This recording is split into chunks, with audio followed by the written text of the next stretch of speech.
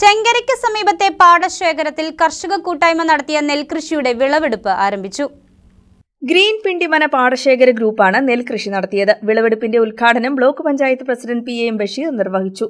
ഗ്രാമപഞ്ചായത്ത് president Jessy Saju, Wilson K John, Latha Shaji, SM Aliyar, CM Shaila, Basil V John, E Anu, Mansi Majeed എന്നിവർ ചടങ്ങിൽ പങ്കെടുത്തു.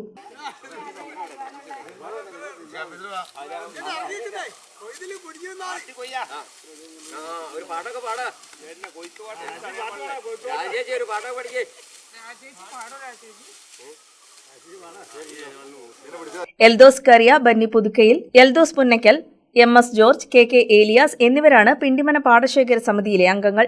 കൃഷി ലാഭകരമായിരുന്നുവെന്ന് ഭാരവാഹികൾ അറിയിച്ചു. നല്ല അത്യുത്തമമായ 100 മേനി വിളവാണ് ഞങ്ങൾ പ്രതീക്ഷിച്ചത്. അതുപോലെ തന്നെ വന്നിട്ടുണ്ട്.